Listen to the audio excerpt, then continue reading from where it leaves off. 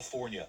Owner Stephen Ma devastated, searching for hours in a snowstorm with his partner Kate, eventually reaching out to the nonprofit Summit Lost Pet Rescue. Founders Brandon Chulo and Melissa Davis jumping into action. For more than a decade now, their nonprofit helping families find lost pets. After 3 days of searching in sub-zero temperatures, the team got word of a sighting, giving them hope. But then nothing for 40 more days until a second sighting. They set up a crate nearby with Steven's clothes inside. And 3 hours later, Rocky boy, they had Rocky. And this is the moment dog and owner finally reunited. 43 days apart. And right here tonight, hi, David. Co-founders of that group, Brandon and Melissa, from Summit Lost Pet Rescue. We're passionate about saving lost pets and keeping families together. bye, Rocky boy. This is a great reminder to never give up hope and always stay positive. Incredible message. The vet says he lost half his weight, but otherwise is in good condition and wagging his tail. Right now on News Channel 6 at 7, a Columbia County deputy injured in the line of duty speaking up on the importance of donating blood, why he says it may have saved his life. And South Carolina lawmakers divided on a bill that could change what can be deductions, how it can impact taxpayers' returns. As your News at 7 starts now. Live from Television Park, this is WJBF News Channel 6 at 7. Good evening, everyone. I'm Dee Griffin. Thanks so much for joining us. Coverage you can count on begins with a Columbia County deputy speaking out for the first time since he and another deputy was shot during a traffic stop on I-20 nearly a year ago. Kim Vickers has his story. It's the nightmare no police officer wants to be a part of, but knows could happen at any time. A traffic stop turned deadly. Deputy Brandon Sykes killed and Deputy Gavin White seriously injured while serving a temporary protective order. Now Deputy White is thanking those who helped save his life. I had so many prayers from everybody throughout the community, and I haven't got to say thank you. Wednesday, Shepherd Community Blood Center honored the top 20 community organizations who collected the most blood donations in 2025. Deputy White, who needed a lot of blood after he was shot, was the guest speaker. And obviously, I wouldn't be here if I didn't have blood that was on hand from donations. So it means a lot for me to come and voice that and tell people thank you for donating, continue to donate, so we have that on-hand supply of blood. It took Deputy White 5 months to recover from his injuries. He says community support helped lift his spirits during that time. I read through all the Facebook posts that everybody put, all the get wells, all the appreciations. I had a food drive set up where people bring food to my house, cards, flowers. So, I mean, it means a lot, obviously. Benjamin Pregetel with Shepherd says Deputy White is a prime example of why it's so important to give blood. He'd actually been a blood donor before, and I'm sure when he donated blood as a young man, he never thought he would be on the other end of that donation. And that's something that you or I don't know either. Deputy White tells me he's grateful for the people whose blood he received, saying he owes them his life. I don't know who donated that blood, and they might not realize the impact that they had, but if one person didn't take that 15 minutes out of their day to go donate blood that day, I might not be here. The prevailing message is that blood donations save lives. If you want more information on how to give blood or how to set up a blood drive, just head on over to WJBF.com. In Augusta, Kim Vickers, WJBF News Channel 6. In Richmond County, the Sheriff's Office and coroner are investigating a deadly accident. It happened this morning on Barton Chapel Road at Glen Hills Drive. The victim is identified as 72-year-old Michael Lopez. Officers say he was driving around a curve and struck the front of a Chevy Impala.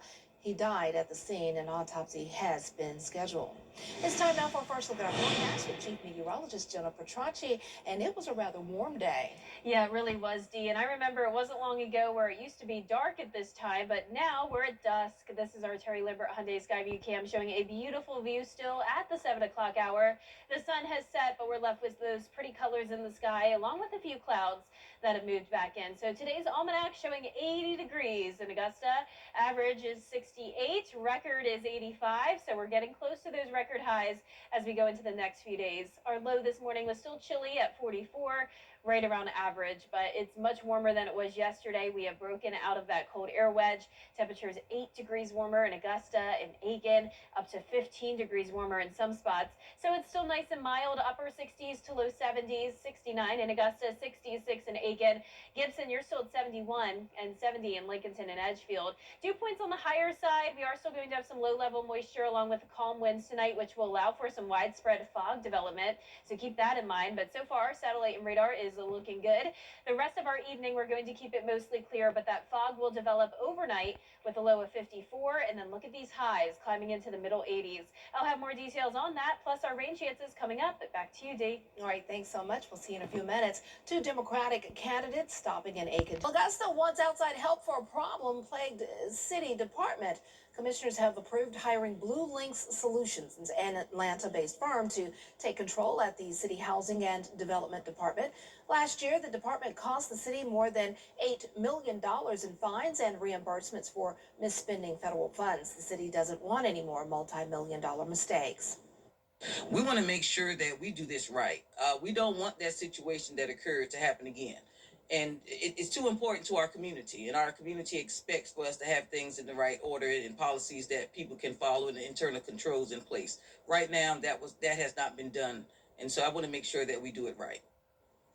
The company is costing the city more than $8,700 a month. Allen says the work should be finished in 3 months. However, the contract would allow the firm to stay until the end of the year.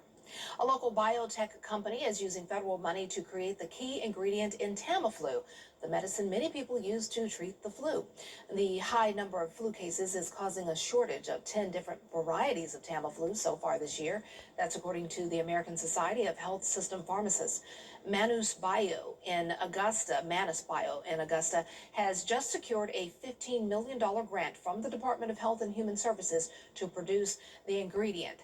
Leaders say creating the product locally will also help on the national scale. If you look into essential medicines alone, almost 80% of our essential medicines were manufactured and sourced from overseas. In a bigger picture, this is a new era in America. We are onshoring and reshoring manufacturing.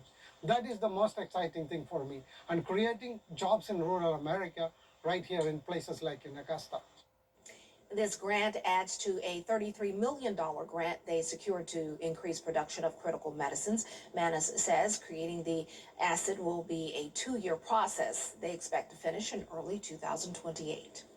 Well, the McDuffie County Planning Commission is moving forward with its proposal for a data center. The vote passed last night, 5-1. The facility would be located on Randall Hunt Road near the existing large substation.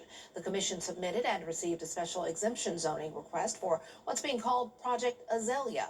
They believe the estimated tax revenue generated from the data center would double the county's budget. We love it when a planning commission or a board of commissioners talks and asks us and is communicative with us. We think a data center is a better use in that it brings more taxes, brings more revenue to the county than the solar farm would. So it's not affecting too many neighbors close by, and we've spoken to the neighbors that it does. There's a chance for the community to ask questions about the data center. That's next Tuesday at the McDuffie Government Center. Well, one city in Columbia County is launching a special project. Today, leaders in Harlem broke ground on a new city park. It will be located on the property of the former North Harlem Elementary School on North Fairview Drive. This is going to be a very large park, and it's going to have sensory modals for children who need sensory. It's going to have access for those that are in wheelchairs. So it's just going to be an all-inclusive park. The project is expected to take 6 months with completion by the end of August of 2026. Well, coming up, tensions rising in the Middle East. Why military families... Clear, accurate stories that don't waste your time at WJBF.com. We're in a pattern of foggy mornings and sunny afternoons, and that will continue over the next couple of days as temperatures warm all the way into the middle 80s. We're also going to see some weekend rain chances. I'll have your full Viper 6 forecast right after this break. I'm John Morgan of Morgan & Morgan. If you've been injured in a car accident, call America's largest injury law firm, For over 35 years, my mission has been to deliver more for our clients, to deliver more for you. If you or anyone in your family has been injured in a car accident, call us now, as the time to file a claim may be limited. Last year, more clients hired Morgan & Morgan than ever before, protecting America, fighting for you. Morgan & Morgan, for the people. Only Purple has the Gel Flex Grid, designed to help you wake with less pain, because the right bed doesn't just improve your night, it improves your day. Purple. Less pain, better sleep.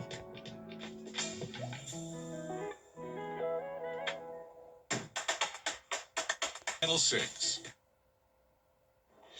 Now, your most accurate forecast with WJBF Live 5/6. Welcome back. So I know a couple days ago we were pretty bummed that we didn't get to see the total lunar eclipse thanks to the dense cloud cover, but we did get a treat this morning. If you were up and about early, you may have seen the SpaceX Falcon 9 rocket launch. It was spotted all across the CSRA. These photos were taken in Grovetown. Thank you so much to Manuel Del Rio for sending those.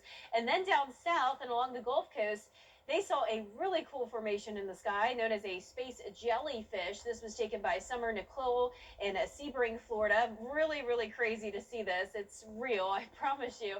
And if you are curious about the science behind this phenomenon, you can visit WJBF.com because I wrote a little explanation about it. But right now on our Terry Lambert Hyundai Skyview cam, I mentioned that we still had some daylight just a few minutes ago, but here we are, back to the darkness. So as we go into the next few days, still some earlier sunsets, but daylight savings times begins on Sunday, and that's when the sun will begin to set at 7:30. So soon we'll have the daylight throughout the duration of our 7 o'clock show. 69 degrees, winds coming out of the southwest, very light. Dew points are in the 50s. We broke out of the wedge, and temperatures are warm all across the southeast. And it's only going to get warmer as the week goes on and high pressure continues to build in. Upper 60s to low 70s across the board right now. It's going to be a mild night. We have a warm front to our north and a cold front to the west. This is generating some showers and storms, but this is going to be keeping quite a distance from us over the next couple of days. So we're going to have very limited rain chances for now. The main story will be the widespread dense fog tomorrow morning with temperatures in the mid-50s and calm winds. And you can see by around 4 o'clock in the morning, that's when the visibility becomes poor. This will be the worst from around 6 to 9 a.m. There's 7 o'clock in the morning, visibility down to 0. And then once we get into the mid-morning, that's when the fog will start to erode, the clouds will clear, and will be nice and sunny in the afternoon. So just like how it was today, the cloud cover and fog in the morning, and then as we get into the afternoon, sunny and getting to at least 80 degrees in Augusta. I'm forecasting 81.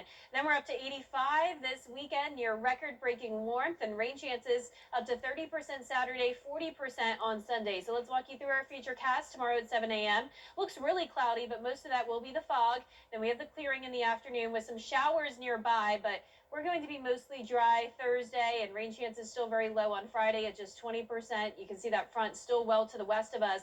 But as this front starts to move in, that's when we'll see that 30% chance of rain Saturday night, and it will stall out over the area on Sunday and increasing those rain chances a little bit more. So once again, prepare for some rain and prepare for this warmth. It's definitely unseasonably warm next week as well, with those highs staying in the 80s through Wednesday. Then we'll have a 50% chance of rain next Thursday due to a cold front, which will drop our temperatures back down to near average by next weekend. Oh, spring is like, check this out. I'm giving you a preview of what's to come. Yeah, even early summer. I mean, Early this is summer. way too warm for this time of the year. And I've got to get my air conditioner in the car fixed. It was a reminder today. Good luck. Yeah, thank you. Coming up, veteran business owners traveling to the U.S. Capitol, how they are being recognized for their entrepreneurship. We'll have the details when we return. Somebody texting and... We're more than your service company. We're your neighbors. Castle Brothers provides heating, cooling, plumbing, drains, electrical, and generators with 5-star care anytime you need us. For whole home peace of mind, call on Castle for comfort. CastleBros.com. WJBF 6 Plus, now available on Samsung TV Plus. Got in an accident. And congratulations. Well, coming up, how McDonald's newest burger is causing debate on social media. This has been hilarious to watch. We'll have the story after the break. During the Rooms to Go, I'm Austin Jackson, and for me, keeping it local really matters.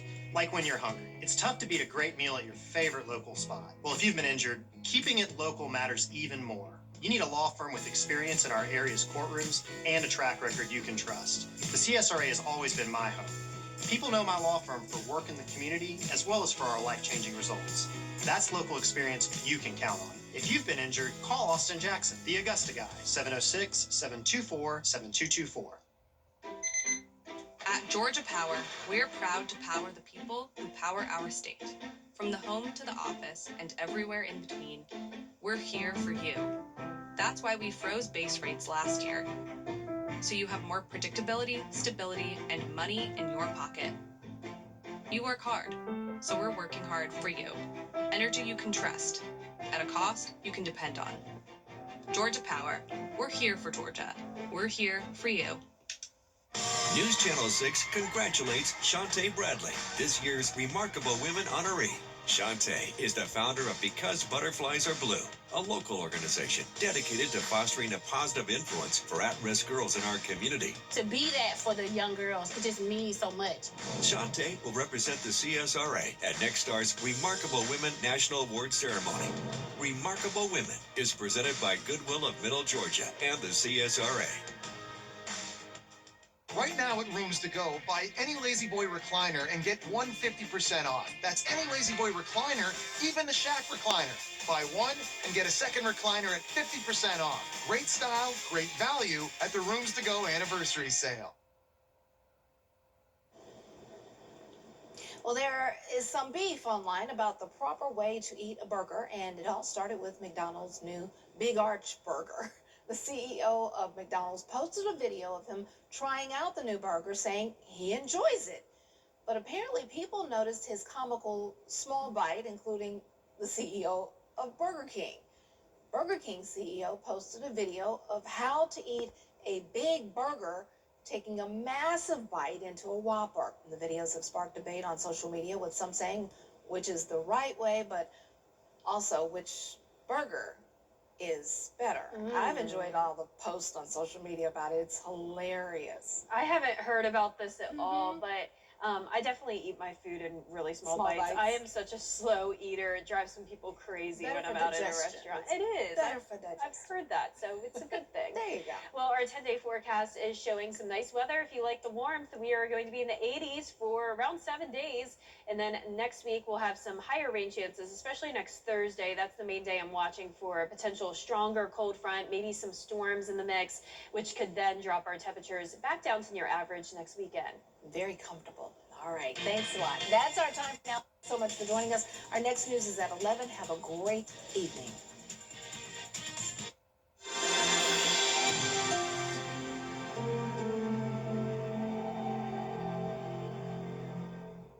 Today we are talking about